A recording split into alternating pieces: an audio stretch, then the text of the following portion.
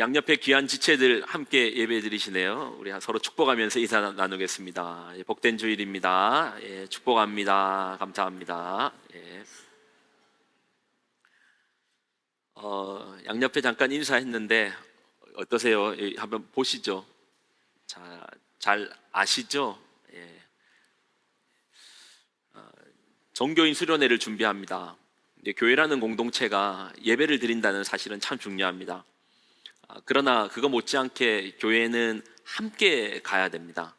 믿음이라는 부분들이 이 땅 가운데서 우리가 끌어주고 또 밀어주고 믿어주고 또 함께 가는 그 영역이 필요한데, 저희는 지난 팬데믹의 기간을 지나고 그리고 작년 올해 참 많은 성도분들이 와주셨습니다. 그래서 저희 공동체를 이루고 있는 가장 많은 제가 25년이 지났는데 가장 많은 성도분들은 작년에 오신 분들하고 올해 오신 분들이 가장 많은 비중을 차지하십니다. 그러다 보니 서로가 좀 잘 모르네요. 교회는 예배만 드린다고 다 되는 게 아니더라고요. 서로 알아 함께 믿음으로 나가야 됩니다. 꼭 필요한 영역이에요. 그래서 결정한 것이 종교인 수련회를 통해서 우리 공동체가 함께 나아가자라는 리더십들의 이제 기도를 통해서 이제 결정되어진 상황들입니다. 여러분, 꼭 필요한 영역입니다. 해도 그만, 안 해도 그만이 아니고 옆에 보십시오. 이 자리에 계신 분들을 여러분 과연 얼마나 아십니까? 우리의 몸이고 지체고 우리 가족인데, 가족 모르고 어떻게 한 집에 같이 삽니까? 그래서 꼭 필요한 영역이오니 이를 위해서 11월 마지막 주일 월요일이 보니파시오 데이거든요. 12월 마지막 주일 월요일 이렇게 1박 2일의 시간입니다. 이를 위하여 여러분 기도해 주시기를 부탁드립니다. 아멘이십니까? 예, 감사합니다. 자, 이제 오늘 말씀을 좀 보면요, 솔로몬을 이어서 그의 아들 르호보암입니다. 르호보암이 왕이 되었습니다. 다윗, 솔로몬, 르호보암. 그러니까 솔로몬의 아들이고 다윗의 손자인 르호보암이 왕이 된 거예요. 르호보암이 왕이 되기 위하여 대관식을 합니다. 왕이 왕관을 쓰는 기름 부음을 받는 대관식을 세겜이라는 장소에서 합니다. 대관식을 할 때 백성들이 르호보암을 찾아왔습니다. 그리고 부탁합니다. 이런 내용으로 부탁을 하네요. 자, 4절 말씀입니다. 자, 같이 읽을까요? 자, 시작.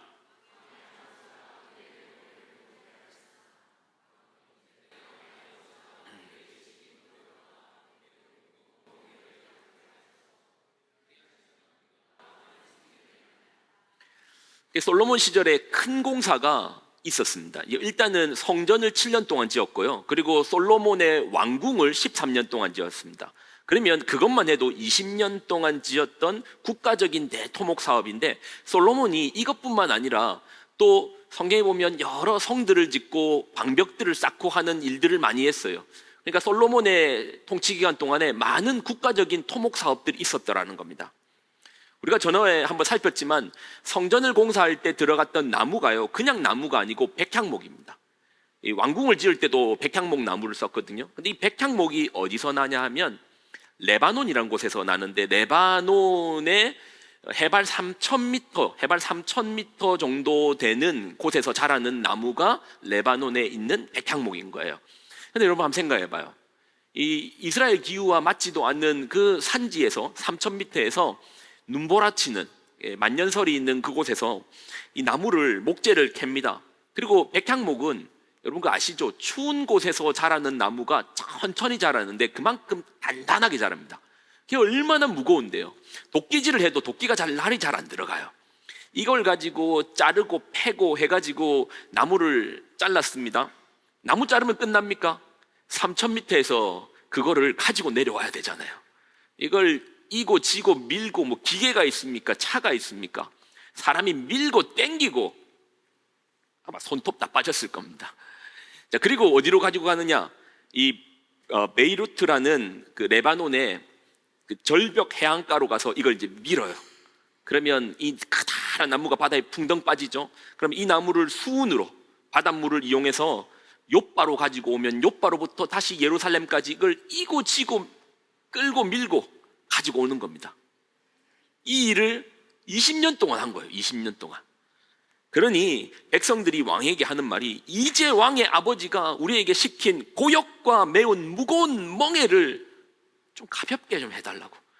아니, 우리 손 좀 봐라고, 손 좀 봐. 이게 사람 손이냐고. 지금 얼마나 우리가 고생했는데 그렇게 해주시면 우리가 왕을 섬기겠습니다. 자, 이러한 백성들의 요청 앞에 솔로몬이 두 가지의 조언을 듣습니다. 자, 먼저는 나이가 많은 원로들의 조언을 듣거든요. 자, 그 내용이 6절과 7절이네요. 자, 6절, 7절을 한번 볼까요? 자, 같이 읽을까요? 자, 시작.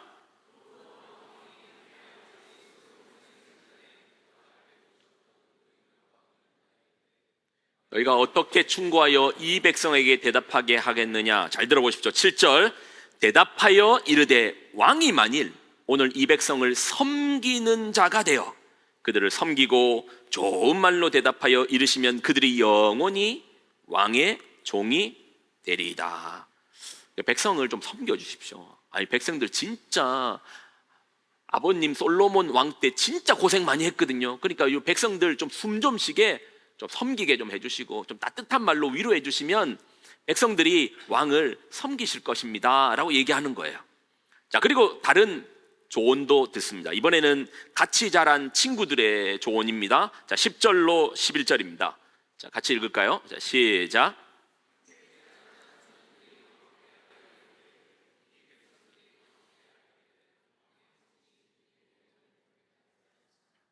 왕은 우리를 위하여 가볍게 하라 하였은즉 왕의 대답하기를, 내 새끼손가락이 내 아버지의 허리보다 굵으니. 11절. 내 아버지께서 너희에게 무거운 멍에를 매게 하였으나 이제 나는 너희의 멍에를 더욱 무겁게 할지라. 내 아버지는 채찍으로 너희를 징계하였으나 나는 정갈 채찍으로 너희를 징계하리라. 정갈 채찍이 뭐냐면, 일반 채찍이 그냥 가죽으로 된 채찍이라면 정갈 채찍은 그 채찍 끝에다가 뼈 조각이나 납 조각을 뭉쳐둔 거예요. 그러니 한 대 맞으면 이게 채찍이 휘 감기다가 떨어질 때 살점이 떨어질 정도로 아픈 채찍이 정갈 채찍입니다. 내 아버지가 채찍으로 너희를 징계했으면 나는 정갈 채찍으로 너희를 징계할 거야. 한쪽은 섬기라고 하고 한쪽은 정갈 채찍을 휘둘라고 합니다. 여러분, 어떤 조언을 따르시겠습니까?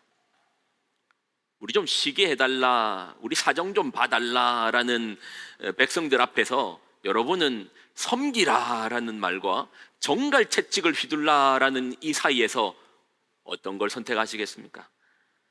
아니, 성경적으로 대답하는 거야 쉽죠. 섬기면 섬기라고 하겠죠. 근데 여러분, 현실적인 문제로 들어가면 조금 복잡할 수 있습니다. 사장님이 호출합니다. 저는 부장입니다. 사장님이 호출했어요. 다음 달까지 완성하기로 되었던 프로젝트를 이번 주 안에 마치라고 합니다.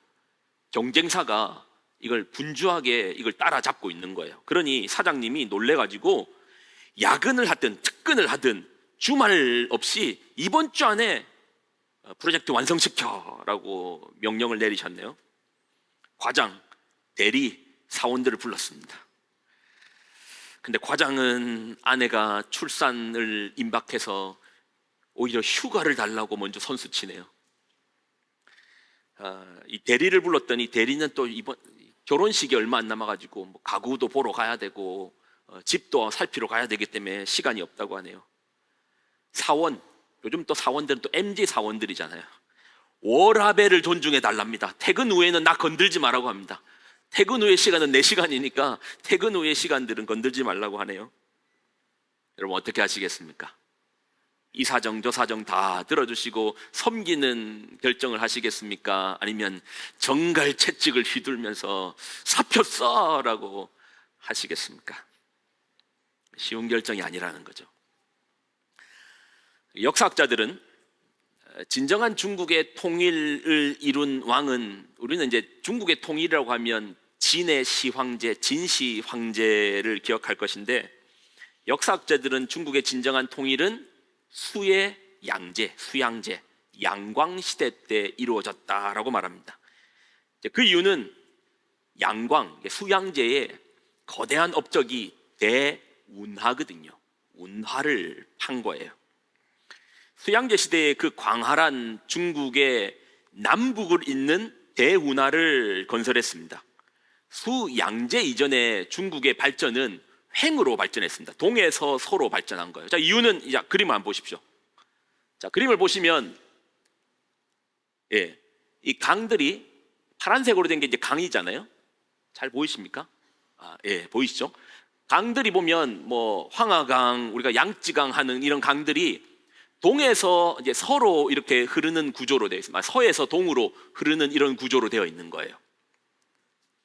그러다 보니까 이 강을 따라서 수운을 통해서 문명이 발전되고 교역을 하다 보니까 동서는 이렇게 문화의 수준이 비슷한데 남북으로는 별로 발전이 없는 겁니다. 그래서 이제 수양제가 뭘 했냐면, 보이십니까? 여기 보면은 여기 약간 붉은색으로 되어 있는, 여기 영제거부터 통제거, 항구, 강남하까지, 항저우까지, 탁군부터 베이징부터 항저우까지 이거를 운하를 만든 거예요. 운하를 남북으로 파버렸습니다. 물론 지금은 수양제 시대 때 했던 것들을 더 발전시켜가지고 지금 이렇게 베이징부터 항저우라고 하는 곳까지 이렇게 운하가 만들어졌거든요. 이 수양제가 만들었던 중국을 통합시키기 위해서 남북을 잇는 대운하를 판 겁니다. 폭이 어느 정도냐면 지금 저희가 요 끝에서 요 끝에까지가 한 60m 정도 되겠죠. 한 이 정도의 폭으로 판 거예요. 자, 근데 길이가 2,700m를 판, 2,700km를 판 겁니다. 길이가 2,700km에 이르는 이 정도의 폭을 팠습니다. 그래서 이제 군사, 경제, 정치를 하나로 묶었는데요. 한번 판 거 한번 보실래요? 자, 운하 한번 보겠습니다. 중국의 운하.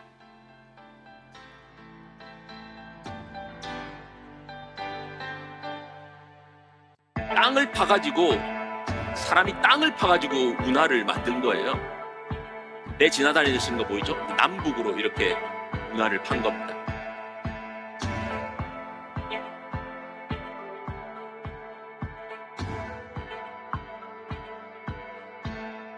양저우까지, 남쪽까지, 북쪽 베이징에서 남쪽 항저우까지 운하를 파버린 겁니다.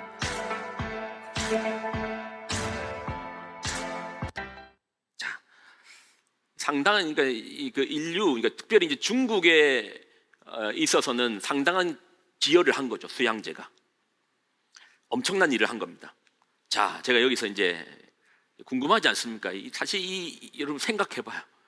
폭이 여기서 여기까지 되는 이 넓은 폭을 2,700km를 판다는 게 보통 일이겠습니까? 어떻게 하면 팔 수 있는지 아십니까? 수양제가 이걸요 6년 만에 파거든요. 6년 만에 운하를 개통합니다. 어떻게 하면 팔 수 있을까요? 간단히 삽 들고 파면 되죠. 그거는 다 알죠. 어떻게 팠을까요? 자, 그 이유를 가르쳐 드리겠습니다. 수양제가 양광이 이렇게 팔 수 있었던 방법은요, 사람 목숨을 가볍게 여기면 팔 수 있습니다. 그가 얼마나 난폭한 왕인지 아십니까? 2,700km의 대운하를 6년 만에 건설하는데, 운하가 사실 땅만 판다고 운하가 되는 게 아니잖아요. 그 위에 뭐가 있어야 됩니까? 물이 있어야 되잖아요. 그래야 배를 띄울 거 아닙니까?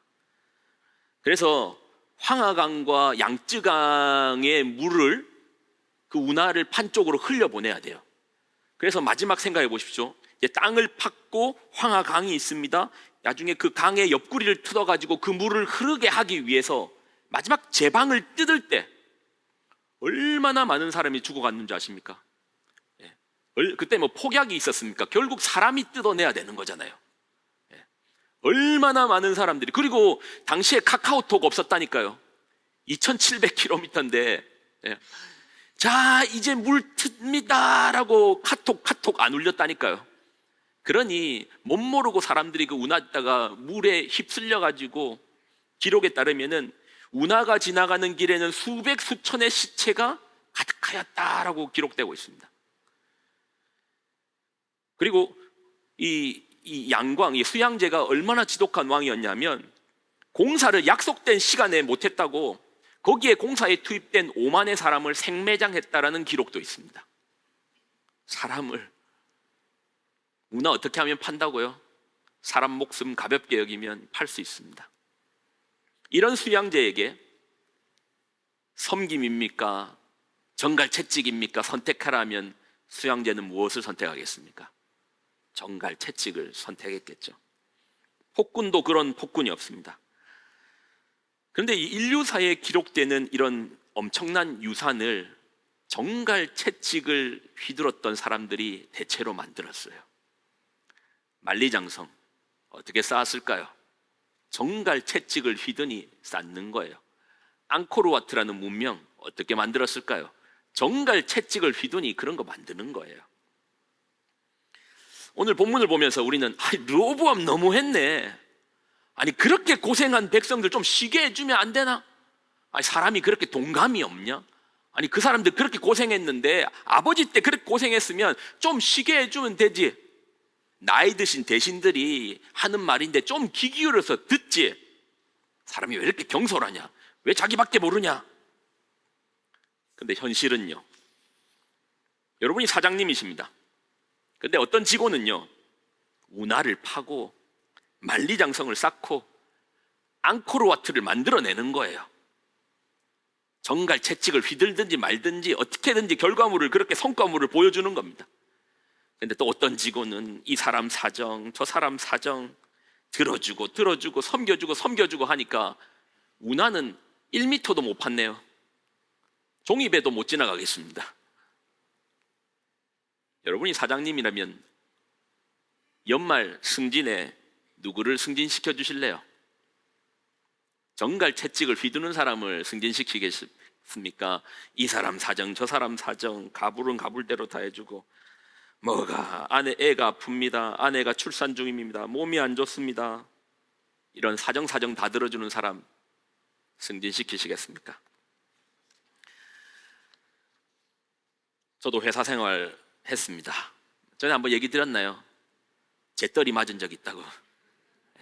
입출항 때 어벙벙하게 있다가 재떨이 맞았습니다.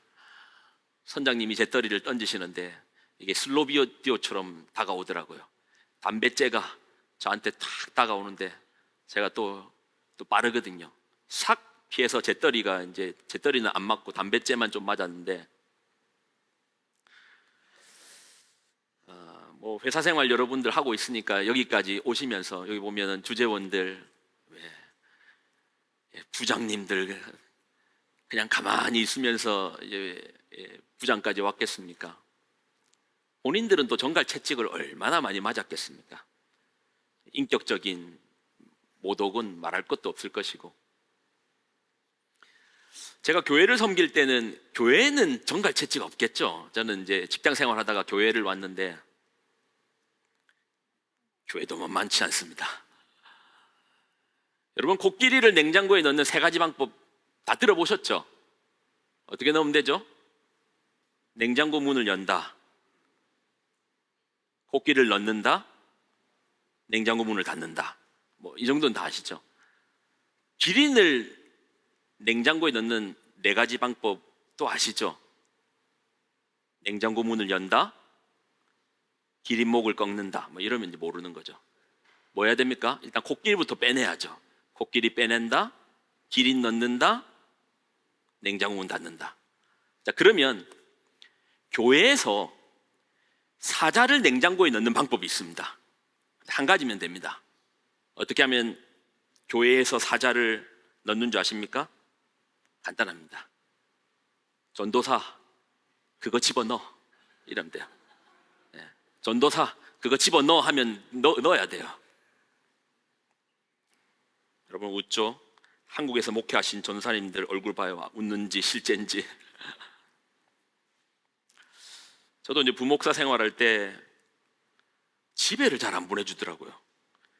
새벽 4시 반에 이제 새벽 기도가 5시인데 4시 반에 집 앞이었거든요. 그래서 이제 4시 반이면 딱 일어나가지고 미리 정장 딱 입고 그냥 씻고 딱 나가면 되는 거예요. 차량 운행이 있을 때는 3시 반. 새벽 기도가 5시부터인데 이게 또 이제 부목사다 보니까 담임 목사님이 먼저 일어나기 전까지는 못 일어나잖아요. 담임 목사님이 한 2시간 정도 기도하시거든요. 한 7시 정도 일어나시거든요. 7시 정도 돼가지고 실눈을 떠가지고 목사님 계시는지 아닌지 싹 봅니다. 계시면 다시 주여 하는 거죠. 필 받으면 8시까지, 출근은 9시인데 그래 뭐 아침밥 먹고 오겠으면 집에 가가지고 잠깐 쪽잠 자고 9시에 출근하죠. 문제는 제가 섬겼던 교회는 왜 이렇게 다들 성령 충만하신지 저녁 기도회가 또 있는 거예요. 저녁 8시부터 9시. 그러면 집에 들어오면 10시. 씻고 자기 바쁘죠. 월요일에는 쉬는 날인데 장례식은 또 왜 그렇게 많은지. 장례식 있으면 뭐 월요일 날 어떻게 쉽니까? 휴가 중에도 와야 됩니다. 그래서 휴가를 가는 목회자들이 무슨 기도하는 줄 압니까? 주여 살려주옵소서. 누구 살려달라는 줄 아시겠죠? 예. 그분들 제발 돌아가시지 않고 좀 살려. 예. 휴가 혹시 돌아가시더라도 갔다 온 다음에, 예. 저도 여기서 이제 파트타임으로 4년 일했거든요. 청년부 2년, 중고등부 2년. 여러분은 정갈 채찍 안 휘둘렸다고 생각하시죠? 파트타임인데 왜 일주일에 4번씩이나 오라고 하십니까? 수요일 날 왔죠, 목요일 날 새벽 기도 왔죠, 토요일 날 청년부 모임 왔죠, 주일 왔죠. 저희 집 안티폴로였던 거 아시죠? 안 막히고 1시간인데 막히면 몇 시간이겠습니까? 그래서 수요 예배 드리고 저는 차에서 잠을 잤습니다. 그리고 목요일 날 새벽 기도 마치고 집에 들어간 거예요. 하루는 이계수 장로님이, 이영남 군사님이 저한테 그 수요일 날 밤에 그러는 거예요. 목사님, 차에서 주무시죠? 아니요, 집에 가서 자는데요. 차가 어젯밤에 제가 늦게 나가는데 그대로 파킹되어 있는데요. 차에서 주무시죠? 아, 예, 그냥 차에서 자고 아침에 간다고. 그러니까 장로님 권사님이 댁에 와서 주무시라고 하더라고요. 댁에 갔죠. 그땐 별로 친하지도 않았는데 얼마나 어색했겠습니까? 장로님도 어색하고 저도 어색하고, 또 제 왔다고 또 뭐라도 또 차려주시고 하니까 얼마나 또 불편해요. 근데 지금은 이제 담임 목회를 합니다. 이제 정갈 채찍을 뽑을 때가 되었습니다.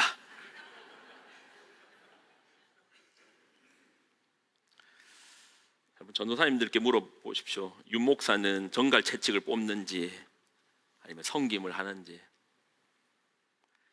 사랑하는 여러분, 여러분도 이제 정갈 채찍과 섬김 사이에서 무지 고민하실 겁니다. 사회생활이 쉽지 않잖아요. 사실 성경을 보시면 르호보암 욕 많이 하셨죠. 아니 그렇게 어떻게 경솔하게, 만약 백성들이 그렇게 요구하는데 좀 들어주지, 왜 그렇게 뭐 좀 섬겨주지, 무슨 정갈 채찍을 휘둘러 가지고 그렇게 겁박하냐.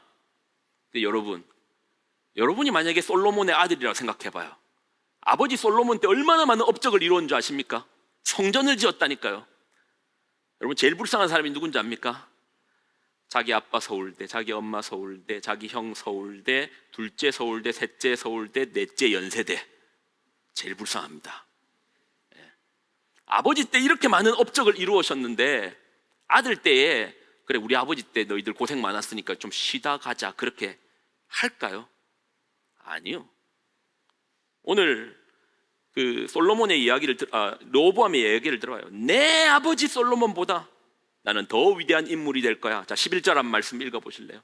11절 아버지가 등장합니다. 내 아버지께서는 너희에게 무거운 멍에를 매게 하였으나 이제 나는 너희에게 멍에를 더욱 무겁게 할지라. 내 아버지는 채찍으로 너희를 징계하였으나 나는 정갈 채찍으로 너희를 징계하리라. 아버지가 워낙 많은 일을 해놔니까 자기는 웬만큼 채찍 휘둘러가지고 아버지 반도 못 쫓아가는 겁니다. 정갈 채찍을 휘두르겠다 하네요.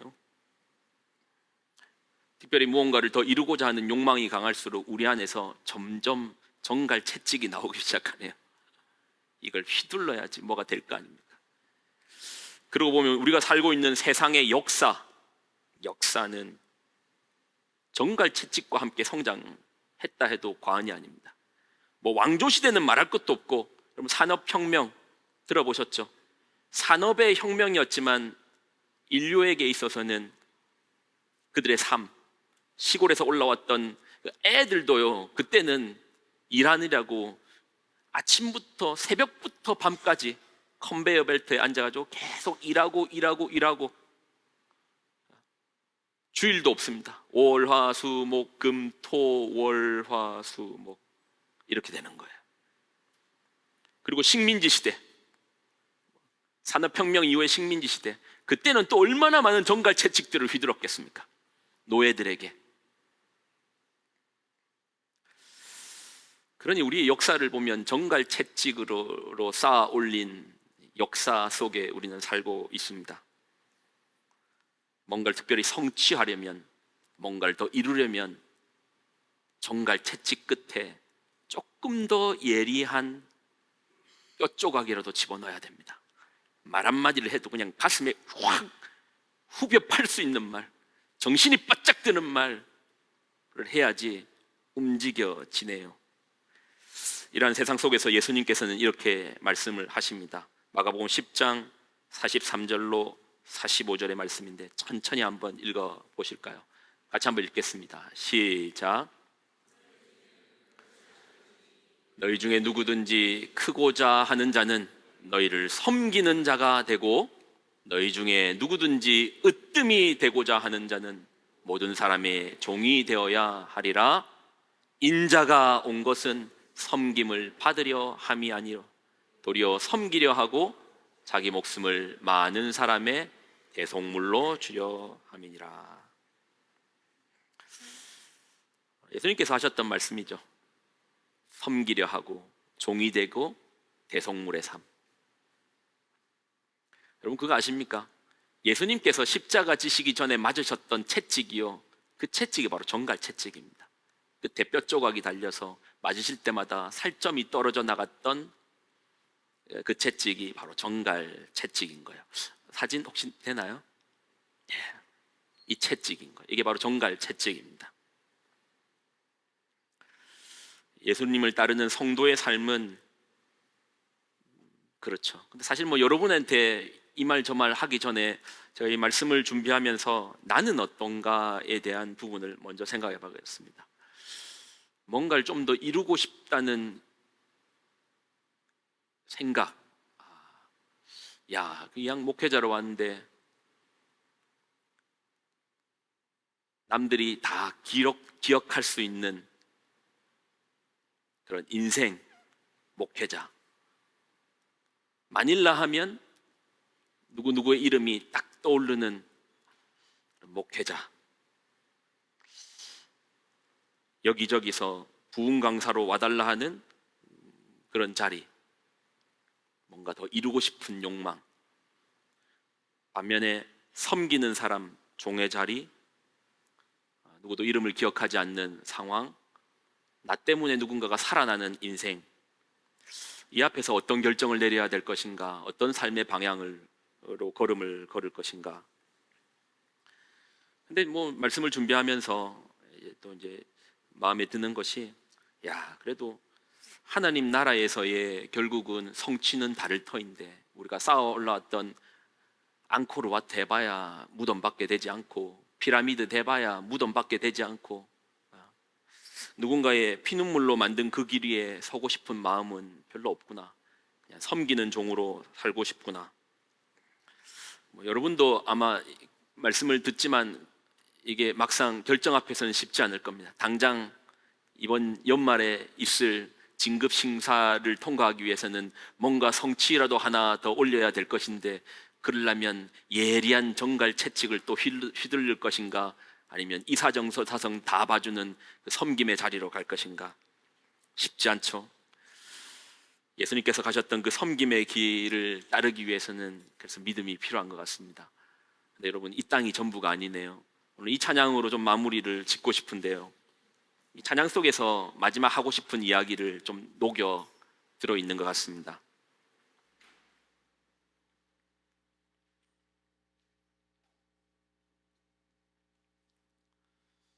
정갈 채찍으로 쌓아 올린 세상에서 그 채찍 안 일들고 어떻게 성공도 하고 성취도 하고 살겠느냐 하겠지만, 이게 전부가 아닐 수도 있습니다.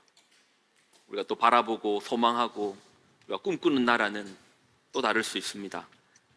이 찬양이 메시지가 되어서 여러분 마음에 울려지기를 소망합니다.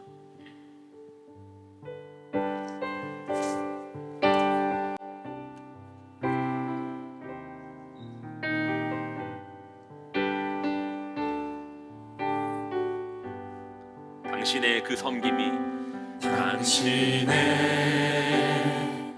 그 섬김이 천국에서 해같이 빛나리. 당신의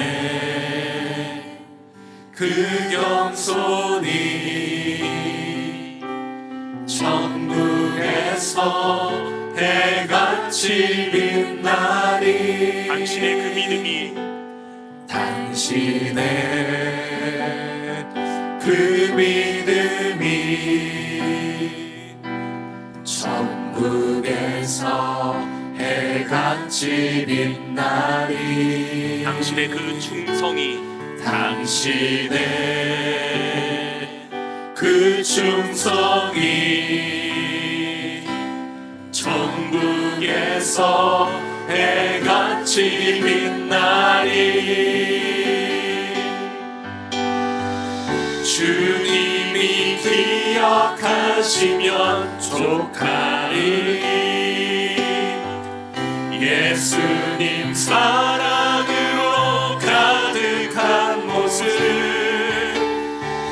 천사도 흠모하는 아름다운 그 모습 천국에서 해같이 빛나리. 당신의 그 순종이 그 순종이 천국에서 해같이 빛나리. 당신의 그 사랑이 천국에서 해같이 빛나리.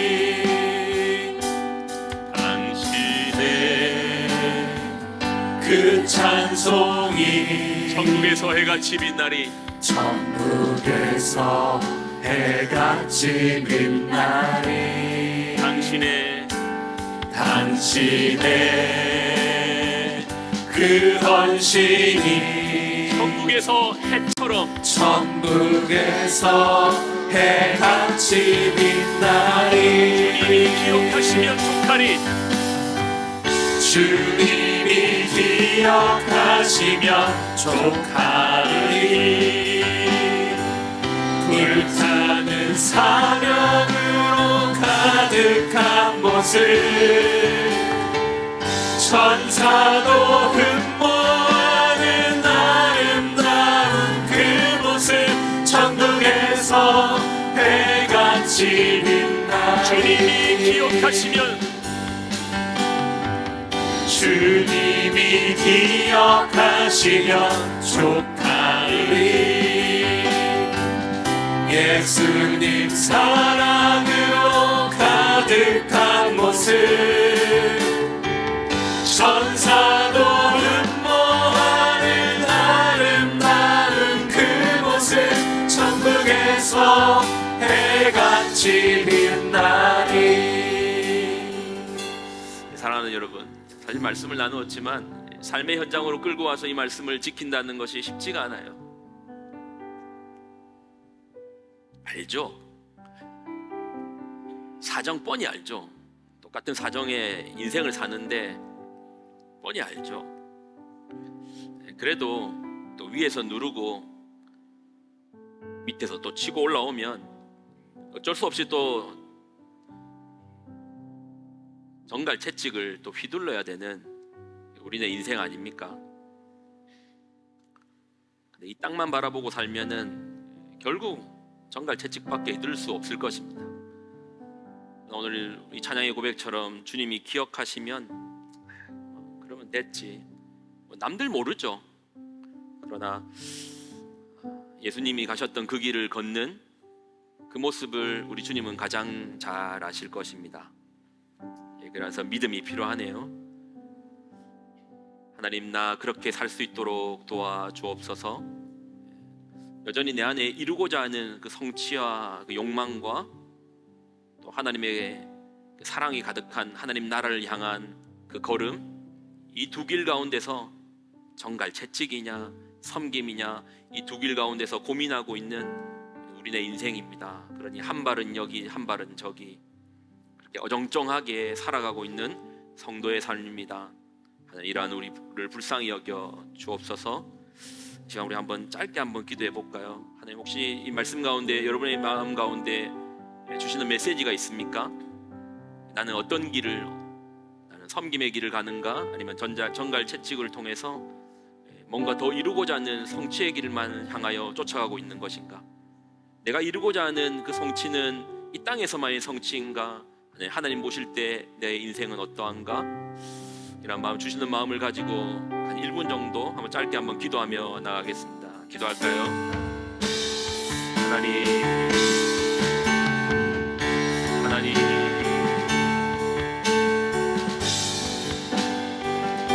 아버지, 성도의 마음을 만져 주옵소서.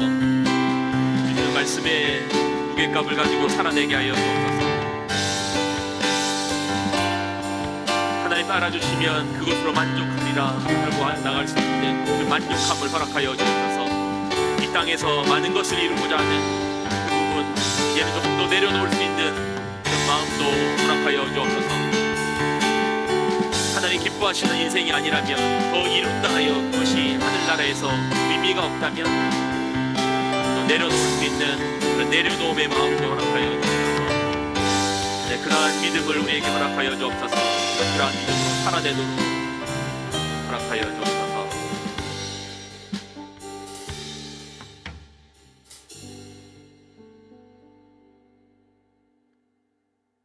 주님이 기억하시면 족하리. 예수님 사랑으로 가득한 모습,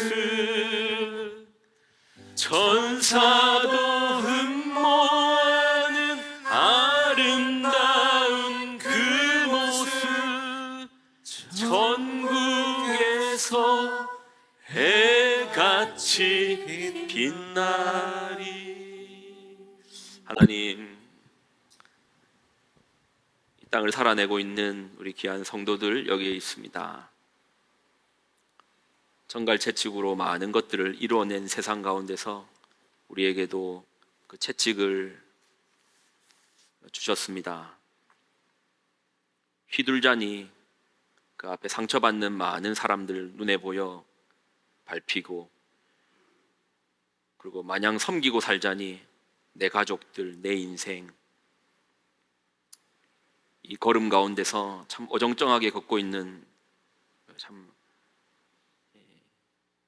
우리네 삶입니다. 하나님, 이런 우리를 불쌍히 여겨주시고 우리 안에 주님이 기억하여 주시면 만족합니다라는 그 믿음의 고백이 나올 수 있도록 주님 성령으로 도와주시고 우리와 함께하여 주옵소서.